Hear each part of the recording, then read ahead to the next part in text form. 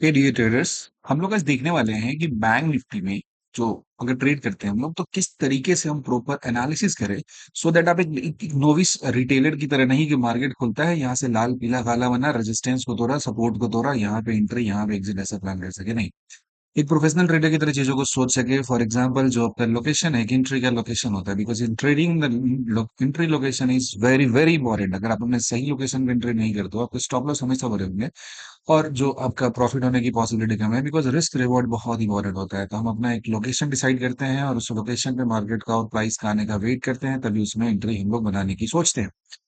तो for example, ये अभी जो भी चल रहा है, इसमें क्या क्या हम लोग अभी एनालिसिस करने के लिए क्या करेंगे। तो एनालिसिस करने के लिए हमारा जो अप्रोच होता है वो दो तरह का होता है। इसमें होता है कि एक आपको 4 आवर का टाइम फ्रेम यूज करना पड़ता है और यहाँ पे होता है 15 मिनट यूज करना पड़ता है। दूसरा होता है 1 आवर का टाइम फ्रेम यूज करते हैं और दूसरा होता है 5 मिनट का।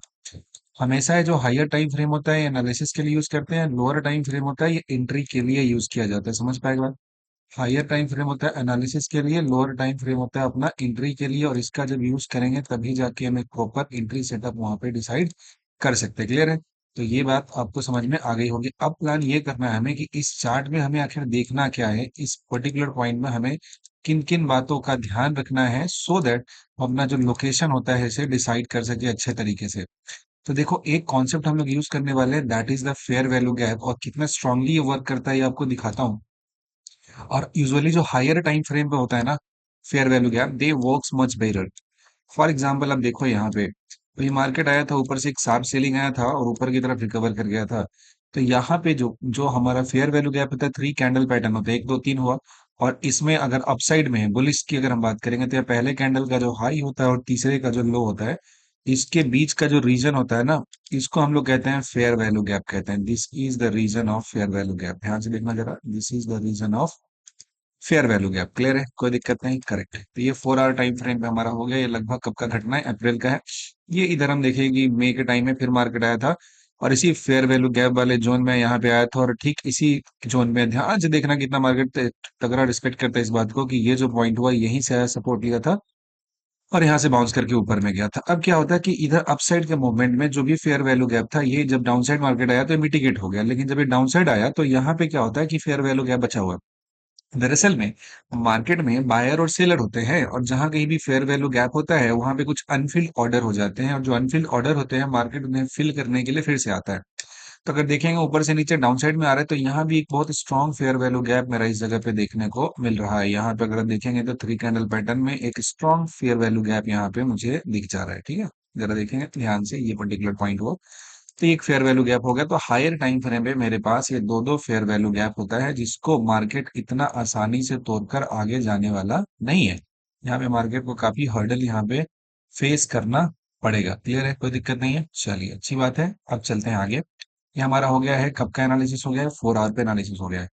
नेक्स्ट हम चलते हैं, इसमें आ जाते हैं हम लोग 1 आवर पे चलते हैं, यानी कि 60 मिनट टाइम फ्रेम पे आ जाते हैं। तब देखेंगे तो मुझे क्या दिख रहा है। तो इस टाइम फ्रेम पे मुझे दिख रहा है यहाँ पे कि जो हमारा भी प्रीमियम का जो मूवमेंट यहाँ पे चल रहा है वो देखेंगे तो इस फेयर वैल्यू गैप वाले को आया था, अनफिल था, यहाँ ऊपर में गया था, बहुत फेयर वैल्यू गैप बच गया था, यहाँ नीचे की तरफ आ गया। फिर लोअर टाइम फ्रेम पर भी फेयर वैल्यू गैप होता है। ये तो हमारा मेजर फेयर वैल्यू गैप हो गया, और जो शॉर्टर ड्यूरेशन होता है उसमें भी एक गैप हमको देखने को मिल जाता है। जैसे अभी यहाँ पे रिलेटिवली एक गैप मेरे को देखने को मिल रहा है इमीडिएट बेसिस पे। ये हमारा 1 आवर टाइम फ्रेम पे भी एक गैप है इस जगह पे। ठीक है, यहाँ पे ये गैप हो गया, तभी मार्केट में काफी सारा इसको अनफिल्ड ऑर्डर को हैंडल करना है। यहाँ पर भी एक गैप मुझे देखने को मिल जा रहा है। अब ये जो गैप है इसमें कुछ ना कुछ तो अनफिल्ड ऑर्डर है ना, तो मार्केट जब तक इन सारे ऑर्डर्स को अच्छे तरीके से नहीं फिल करेगा तब तक कैसे ऊपर की तरफ जाएगा। और इस बात को भी इस तरीके से भी समझ सकते हो कि इस 1 आवर टाइम फ्रेम पे अगर हम देखेंगे तो ये वाला जो रीजन हो रहा है हमारा, यहाँ पे जो मार्केट जैसे ही एंटर किया था, यहाँ पे देखो कैंडल का साइज क्या होगा, इसे छोटा होने लगा। तो अभी क्या होता है, पूरा जब तक इस जोन को तोड़ के ऊपर की तरफ नहीं जाता है या इस जोन को तोड़ के नीचे की तरफ नहीं आता है, अगर इस जगह पे तोड़ता है तो लगभग 48,100 के पास पास है, तब जाके नीचे जो दूसरा इसका फेयर वैल्यू गैप है यहाँ तक का एक हमारा मूवमेंट पॉसिबल हो जाता है 47,600 का। अभी अपसाइड में देखिएगा तो थोड़े से हर्डल्स हमको ज्यादा दिख रहे हैं, क्योंकि इस फेयर वैल्यू गैप को तोड़ेगा तो इसके बाद अगला फेयर वैल्यू गैप तुरंत में 48,457 पे है। और ये काफी तगड़ा फेयर वैल्यू गैप है, इसमें काफी स्ट्रॉन्ग डाउन साइड मूव दिया था, तो ये इतना आसानी से ऊपर की तरफ नहीं जाएगा। देखो, फेयर वैल्यू गैप का कॉन्सेप्ट ये होता है कि जब प्राइस ऊपर से आता है तो कुशन की तरह काम करता है, और ऊपर भेज देता है उसको, जल्दी से नीचे नहीं आने देता, और नीचे से ऊपर जाता है तो इसको तोड़ के नीचे की तरफ होता है। अब प्रॉब्लम ये होता है ना कि जैसे आप नॉर्मल पढ़ते हो ना, सपोर्ट रेजिस्टेंस पढ़ते हो, तो सपोर्ट रेजिस्टेंस क्या होता है, एक लाइन की तरह होता है, और लेकिन जो हमारा फेयर वैल्यू गैप होता है एग्जैक्टली एक जोन की तरह काम करवाता है आपको, और उस जोन में हम किस तरीके से आज प्राइस का देखते हैं, मूवमेंट देखते हैं, वेरिएशन देखते हैं, उस पे ये पूरा का पूरा आपका काम करके आपको अच्छी तरीके से वो बातों को कन्विंस करके बताता है। ठीक है, चलो, कोई दिक्कत नहीं है।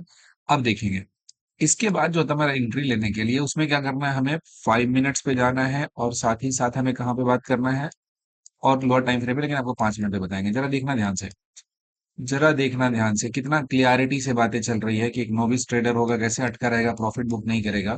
यहाँ पे क्या हुआ था कि प्राइस आपका फेयर वैल्यू के लोअर से आया था, यहाँ पे ब्रीच किया, ऊपर की तरफ चला गया, फिर इसी जगह पे इसी गैप में आया, सपोर्ट लिया, फिर इसी गैप के पास नीचे आया, फिर जब गैप अप खुला फिर वहां से डिप मारा नीचे की तरफ, फेयर वैल्यू गैप के ठीक लोअर वाले पार्ट पे गया, यहाँ से ऊपर की तरफ गया, इतना आसानी से नहीं जाता, अनफिल्ड ऑर्डर है, फिर उसके नीचे की तरफ आया, और जितने ऑर्डर थे सब फिल कर दिया गया। यहाँ दरअसल में क्या होता है कि काफी सारा लिक्विडिटी है, बिकॉज अनफिल्ड ऑर्डर है, तो काफी लोगों के यहाँ पे ऑर्डर प्लेस्ड है। तो यहाँ पे आज जैसे लिक्विडिटी ग्रैब किया, तो क्या कमाल का स्पाइक यहाँ पे देखने को मिला, जो उस दिन आया था आफ्टरनून में, एक सही तरीके का मूव आया था, इसके बाद चला गया इस जोन में। अब देखो यहाँ पे एक तगड़ी फेयर वैल्यू गैप है, इसमें मार्केट अभी अटका रहेगा। अभी आपके पास जो मूवमेंट बनेगा, यहाँ से यहाँ तक एक छोटा सा मूवमेंट बनेगा 200 से इधर में, 150 पॉइंट का, फिर उसको ये वाले गैप को तोड़ के निकलने में भी समय लगेगा, काफी झटका, मतलब इतना आसानी से नहीं तोड़ सकता है। और यहाँ से जब ब्रीच करके नीचे आएगा तब जाके यहाँ से मूवमेंट बन सकता है। तो अब क्या होता है कि एज अ प्रोफेशनल ट्रेडर हम क्या करेंगे, वेट करेंगे, मेरे को 2 दिन का टाइम लगे, 3 दिन का टाइम लगे, कोई फर्क नहीं पड़ता है। क्योंकि आप अगर मार्केट में हो और साइडवेज वाले जोन से अगर आप बच जाते हो, तो ऐसी आपकी जो लॉस है, वो लॉसेस होने की जो पॉसिबिलिटी है वो बहुत कम हो जाते हैं। सारा दिक्कत तो आपको होता है कि जब थीटा डीके में अपने पैसे गवाते हो, वही तो सबसे बड़ी आफत है आपकी जिंदगी की। तो आपको अगर ये जोन पता है, जैसे मेरे को पता है कि ये फेयर वैल्यू जोन में था, जैसे ही यहाँ पे गया, एक बार गया डाउट टिप लिया, दूसरे बार में यहाँ पे सेकंड डे में अगर हम बात करेंगे तो यहाँ पे सीधा सीधा गया था, प्रॉफिट बुक कर लेते, सेकंड डे में यहाँ पे डिप मारा, यहाँ तक आया, यहाँ से अपसाइड है तो बहुत प्लान करते तो यहीं पे चले जाते, लेकिन इस जगह पे अपना प्रॉफिट बुक कर पाते, क्योंकि ये जो जोन है इसको आसानी से नहीं ब्रीच करेगा। अगर आप ध्यान से देखोगे तो पूरे दिन तक इसी गैप में मार्केट उलझा रहा है। क्यों उलझा रहा है कि ये पहले का एक अच्छा खासा गैप का जोन है, यहाँ पे जो फेयर वैल्यू गैप है ठीक ठाक इस जगह पे इसमें, तो यहाँ से तोड़ के मार्केट नहीं जाएगा। तुम क्यों टाइम बर्बाद करेंगे वहां पे, छोटी छोटी चीजों में मतलब बैठे रहेंगे, एक छोटा सा प्रॉफिट के लिए रिस्क लेंगे, और थोड़ा सा उल्टा चला गया तो हमारा कैपिटल वहां पे साफ हो जाएगा, नहीं लेंगे अपन, बैठा रहेगा इधर। कोई बात, 2 दिन बैठना पड़ेगा, 3 दिन, आपके पास पैसा तो बचा है ना अपना।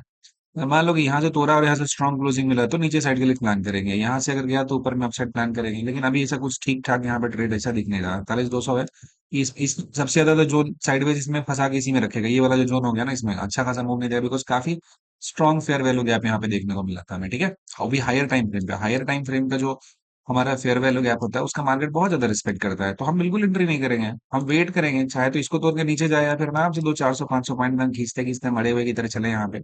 अब इसको तोड़ेगा तब इसके आगे का प्लान करने का सोचेंगे आराम से। तो अपने आप को क्या करना है, एक जो एक सॉलिड ट्रेड होता है उसका वेट करना पड़ता है। अब बताइए, 2 दिन वेट करने के बाद भी जिस इंसान ने यहाँ पे एंट्री मारा होगा तो एक दिन में हो गया profit.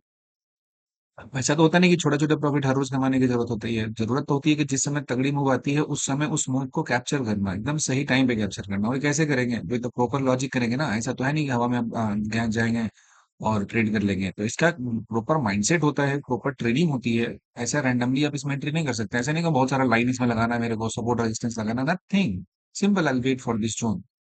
This is the smart money concept. उसमें 4-5 लॉजिक होते हैं जिसमें प्रॉपर तगड़े किस्म का काम करना पड़ता है। लिक्विडिटी कहाँ पे मार्केट में है, कैसे मार्केट लिक्विडिटी को ग्रैब करेगा। ऐसे ही मार्केट में इतना बड़ा मोमेंटम तो आया नहीं था ना, यहाँ पे आया था जितना लिक्विडिटी था वो सबको खाया मार्केट, तब तो उड़ाना यहाँ पे ऐसा मोमेंटम दिया। ऐसा तो नॉर्मली तो ऐसा चलता नहीं है, फिर यहाँ से नीचे आया चला गया। कि बड़े मूव के पहले हमेशा ये सिग्नल होता है, पहली बार आया यहाँ पे कुछ लिक्विडिटी लिया तो स्ट्रांग मूव दिया, लेकिन फिर से पता चला कि यहाँ पे और ज्यादा अनफिल ऑर्डर था, बिकॉज यहाँ पे गैप बचा हुआ था हमारे पास, फेयर वैल्यू गैप था। तो order block and fair value gap का एक तगड़ा कॉन्सेप्ट होता है। अब एक ऑर्डर ब्रेकर भी होता है, तो इस जगह से यार सबको ऑब्जर्व किया, उसके बाद यहाँ से मार्केट बढ़ जाता है। मेरे को कुछ भी नहीं करना है, we simply wait and look at this chart like this, कि हमारे जोन में वो आ रहा है कि नहीं आ रहा है। जब भी हमारे जोन में आएगा तब जाके हम वहां से एंट्री बनाने का सोचेंगे, तभी जाके हमारा एक सॉलिड ट्रेड उस जगह पे बनेगा, और नहीं तो हम ट्रेड में एंट्री नहीं करेंगे। समझ पा रहे हो बात को। बहुत सी चीजें हैं और सी एडवांस सी बातें हैं, और इसका मार्केट एनालिसिस क्या होता है, अगर आप इन सब सारी बातों को डिटेल में थॉरली सीखना चाहते हो, तो will become like a professional trader, तो नीचे के टेलीग्राम चैनल का लिंक दिया होगा, ज्वाइन कीजिएगा, सारा डिटेल वहां पर दिया हुआ है। और प्लीज, ये है process of becoming a professional trader, ये टाइम लगता है, 1-to-1 केयरिंग होता है, सिर्फ और सिर्फ 20 के अप्रॉक्स स्टूडेंट होते हैं जिनको मैं कैटर करता हूँ, और उनका इंडिविजुअल केयर होता है वो। मतलब उससे ज़्यादा भी नहीं होता है, आपसे बात करेंगे, आपकी गलतियाँ क्या होंगी, जितना ट्रेनिंग का प्रोसेस होता है उसमें आपको गाइड किया जाएगा। इट्स नॉट लाइक कि आप किसी रिकॉर्डेड लेक्चर में जाओगे, एंट्री कर दोगे, नहीं, लाइव क्लास होगा, जूम पे होगा, और विद पर्सनल इंटरेक्शन आपसे एनरोलमेंट के पहले आपसे बात करेंगे। आपको देखेंगे कि आप चीज़ों को समझने के लायक हो कि नहीं हो, क्या आप ट्रेडिंग करने के लायक हो कि नहीं हो, ओनली देन आपको एनरोलमेंट मिलेगी। तो यहाँ पे प्रोसेस होता है, हम फिल्टर आउट करके आधे से ज्यादा 75% लोग को नहीं कर पाते हैं, क्योंकि सारे लोग आते हैं कुछ और माइंडसेट के साथ। और ट्रेडिंग जो होता है प्योर एक माइंडसेट का गेम होता है, प्रॉपर माइंडसेट का गेम होता है। उसमें ऐसा है नहीं कि आप प्रॉपर माइंडसेट अगर नहीं बना पाओगे तो ट्रेडर बन पाओगे, पॉसिबल ही नहीं है, हो ही नहीं सकता है। तो मेरा तो एक प्रॉपर एक इंटरव्यू राउंड होता है जिसमें आपसे कॉल पे बात करते हैं और हम डिसाइड करते हैं कि आपको एंट्री देना है या नहीं देना है। ठीक है, तो इस तरीके से चीजें अपनी चलती है। आप चाहते हैं चीजों को सीखना, सीरियसली सीखना चाहते हैं, लाइक में जो ट्रेडिंग है इसको एक प्रोफेशन की तरह लेना है, तब आप आ सकते हैं, कांटेक्ट कर सकते हैं। एंड आई होप आपको एक बेहतर इंसान, एक बेहतर ट्रेडर बनाने में आपकी जरूर मदद करेंगे। लेकिन प्लीज, आप अगर आप सीरियस है तभी कीजिएगा, अदरवाइज आपको मैसेज करने की कोई जरूरत नहीं है। ये ऐसा कोई बल्क कोर्स सिस्टम है नहीं।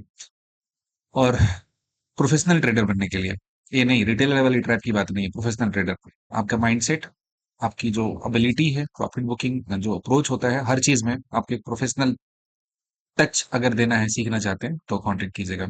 थैंक यू सो मच, अगर आपने यहाँ तक देखा है तो। Bye bye.